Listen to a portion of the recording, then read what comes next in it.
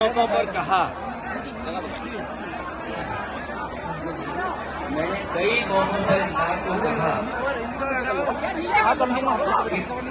खुदाई से रास्ता नहीं निकलेगा। ये खोदने वाले लोग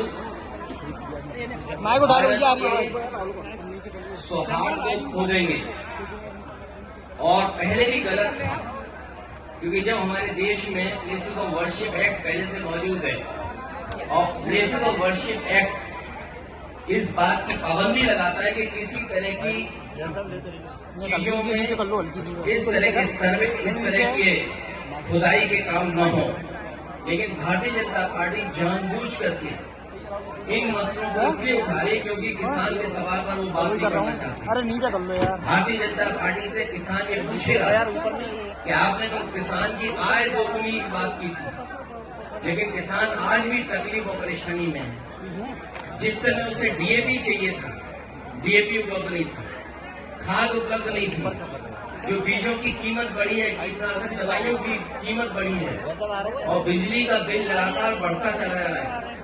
जो सिंचाई से लेकर के तमाम इंतजाम थे वो सरकार करने में नाकाम रही है, और अगर फसल तैयार भी किसान कर रहा है तो उसको कीमत कहाँ मिलेगी, उसके लिए कोई बीच में कर लो, बीच में कर लो।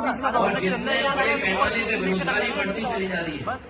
10 साल हो गए उनको दिल्ली में, उत्तर प्रदेश में भी 7 साल की सरकार हो गई। अगर हम 17 साल का हिसाब किताब लगाएं तो इस सरकार ने बेरोजगारी बढ़ाई है, न नौकरी है न रोजगार है। तो इन तमाम सवालों से ध्यान हटाने के लिए जानबूझ करके सरकार इस तरह की खुदाई के कार्यक्रम कर रही है। और आज अगर भारतीय जनता पार्टी के अंडरग्राउंड जो पॉलिसी बनाते हैं, ये पाइपलाइन जो अंडरग्राउंड पड़ती है, उसी तरह भारतीय जनता पार्टी की विचारधारा अंडरग्राउंड अंदर ही अंदर काम करती है। ये बात पहले भी कहनी चाहिए थी।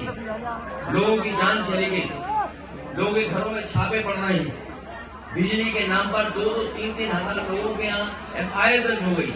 अगर ये बात गलत थी भारतीय जनता पार्टी की तो जान तो वापस नहीं ला सकते हैं। उन्हें मुआवजा देना चाहिए उन गरीब परिवारों को, और जितने भी झूठे मुकदमे लगे हैं, चाहे वो सांसद पे हो चाहे किसी को बात देनी चाहिए।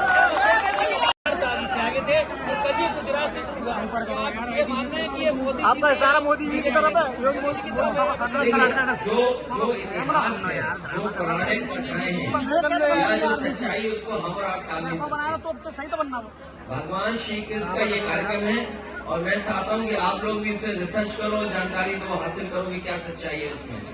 क्योंकि जब भगवान श्री कृष्ण ने जिस समय प्राण छोड़े उसी समय से मान्यता है कि कलयुग शुरू हो गया, और वो स्थान जहाँ पे भगवान श्री कृष्ण ने प्राण छोड़े वो गुजरात में है, सोमनाथ के बगल में है।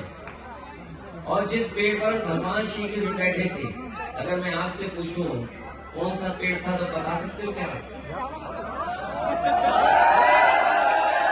अरे मेरे पत्रकार साथी, ये दिल्ली से इसको व्हाट्सएप से सवाल आ रहे हैं, बताइए आगे की रणनीति क्या हुई है? 27 का प्लान क्या है? देखिए, ये चुनाव आ गया है इसलिए ईडी भी आ गई। चुनाव आते ईडी इनकम टैक्स आ जाती, चुनाव आते सीबीआई आ जाती। ये कौन सी नई बात है? सब जानते हैं ये बात। हमारी रणनीति ये है कि नौजवानों का साथ लें, किसानों को जागरूक करें, माता बहनों को भविष्य में हम लोग सम्मान देंगे, चाहे हमें किसी रूप में सरकारी योजनाओं से उनकी सुरक्षा, उनके स्वास्थ्य और उनके सम्मान के लिए कोई योजना बनानी पड़ेगी तो हम लोग बनाएंगे। पूर्व में भी हम लोगों ने अच्छी योजनाएं बनाई थी जो आज भी जनता को दिखाई दे रही है, चाहे वो एम्बुलेंस हो, चाहे पुलिस को गाड़ी हो, चाहे वो लैपटॉप हो, और चाहे बड़ी बड़ी सड़कें बनाई हो, चाहे बिजली का इंतजाम किया और नहरों का पानी फ्री किया हो, सब याद है लोगों को।